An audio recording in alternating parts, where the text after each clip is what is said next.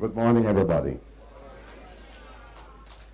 It's really wonderful to be here on this occasion. It's a significant day for the farmers of the Essex Valley area and of Jamaica. Today we launch a program that will demonstrate tangibly the result of identifying and deliberately targeting strategic development goals. For many years, the farmers of this area, St. Elizabeth and Manchester, in spite of various challenges such as drought, flood, bushfires, have demonstrated their capacity for hard work and resilience. They have stuck to their calling and to their commitment to feed our country and support our food security. This commitment must never be taken lightly. I'm therefore pleased to be involved in this landmark project, which, as Minister with responsibility for agriculture, among other things, I accept on behalf of the farmers of Jamaica.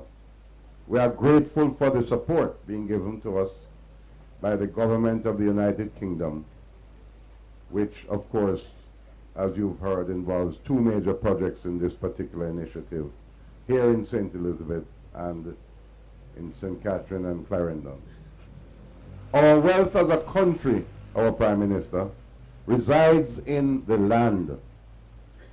And my ministry is committed to matching our lands with willing hands to create opportunities for employment and for growth.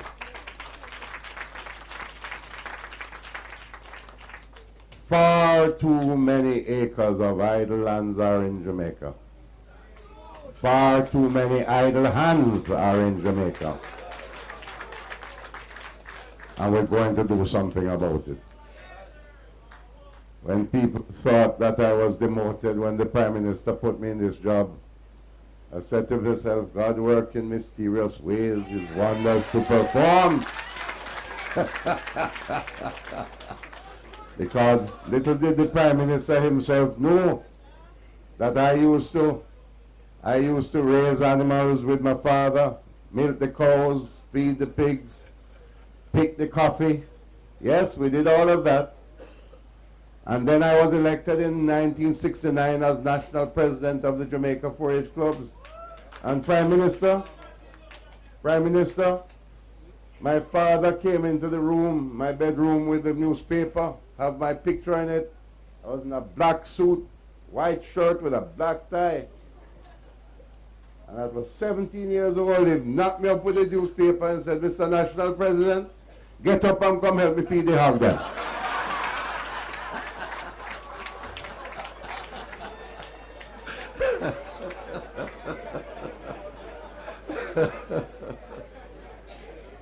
Back to the script. It is for this reason that one of the main goals of this ministry is to create competitive, diversified, and market-oriented agriculture, manufacturing, and services. To achieve this goal, our commitment is to create and manage an enabling and facilitatory environment for our producers, for our micro, small, and medium-sized entrepreneurs, which of course includes our 240,000 farmers in Jamaica. This Essex Valley agricultural project being launched today is a flagship project of the ministry and will stand as a bold and exemplary instance of agricultural development in Jamaica. The project will augment some of the work already undertaken in this section of the island through projects such as the Agricultural Competitiveness Program, which ended in May of last year, and the IDB, Government of Jamaica funded Competitiveness Project, which is focused on facilitating the linkage of the primary productive sectors with the marketing chain through the promotion of market access, market linkages, food quality and safety management systems, and agribusiness value chains through the agro-parks, as well as institutional strengthening of the Agro-Investment Corporation, the investment arm of the ministry. This program bore good fruit as evidenced by the development of the new Forest Duff House Agro Park, which has provided employment for 120 farmers right there in this area, produced some 630 kilograms of produce annually, and created marketing links with hotel chains such as Rio Hotel Chain, and of course we have the Grace Agro-Processors Limited at Hounslow. I'm also pleased to note that even as the government has commenced discussions with the IDB to find a successor program to the competitiveness program, a bridging project has been funded to the tune of $150 million. The key components of this bridging project include the development of 2 additional agro-parks and facilitating the mango export plant. Let me mention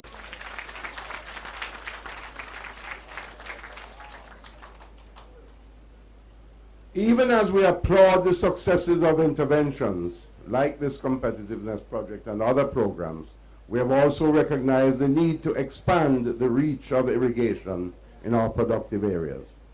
A continued reliance on rainfall in the main agro-producing communities will only frustrate efforts to develop a truly modern, market-driven agricultural sector.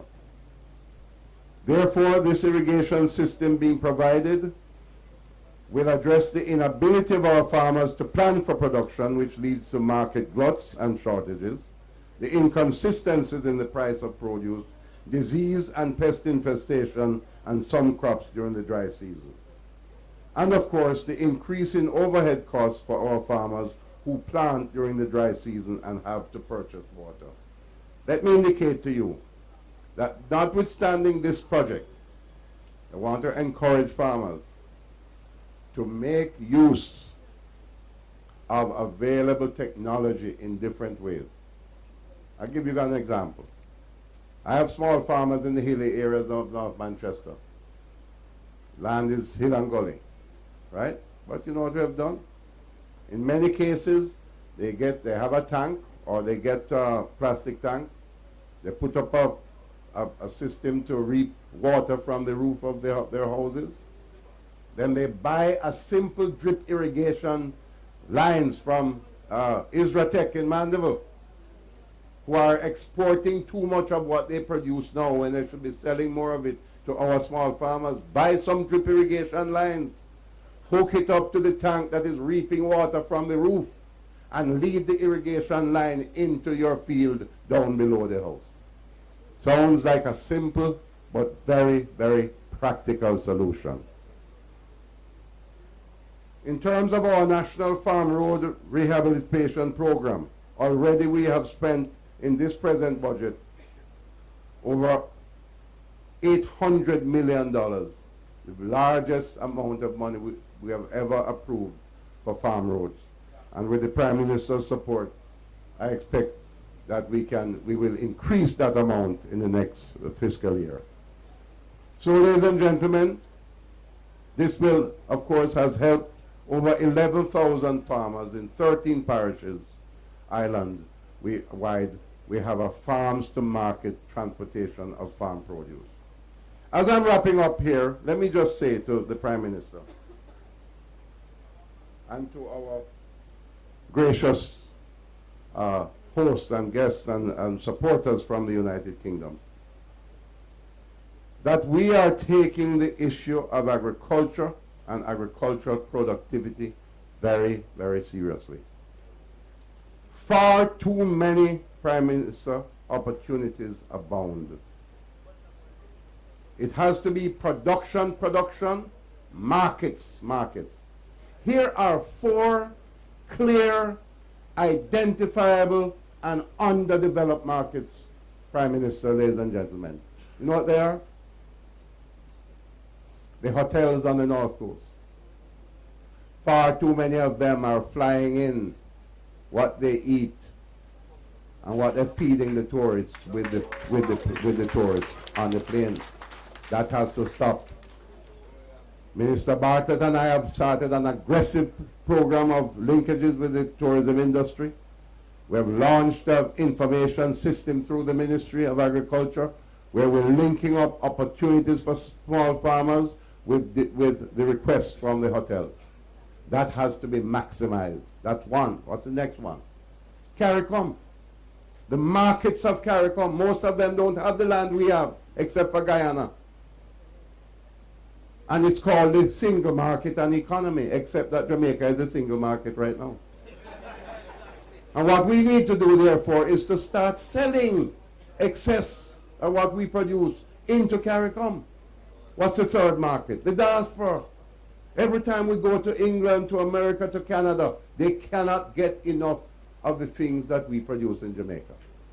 And Prime Minister, the fourth and perhaps the most significant of these four opportunities that are unexplored and can create the wealth that we need in this country. What's the fourth one? School feeding program. We need to devise a school feeding program where we feed our children the nutritious food that God has given us the blessing to have. And we have innovation, enterprising people who are now coming forward in our agri-parks that say, hold on, let's produce pumpkin puree. Let's put it in a can with a 2-year shelf life and send it to the hotels and send it to the schools. And you can have pumpkin chicken soup, pumpkin rice, sweet potato, can it, cut it up in squares, parboil it, can it, 2-year shelf life. That's the kind of thinking, a school feeding program where we can deliver the nutrition to our children.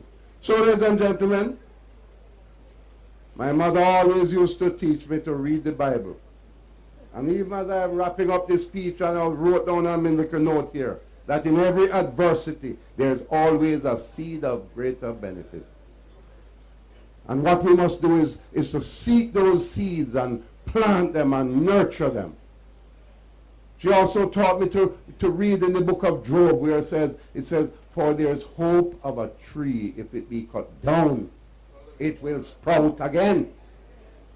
And the tree of Jamaican agriculture, with all the difficulties in sugarcane, there are so many other things that we are ignoring.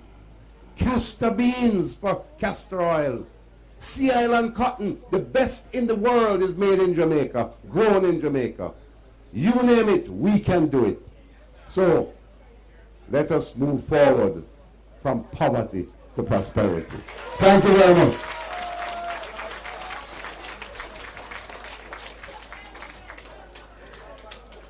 When you get born again, your faith is like a mustard seed.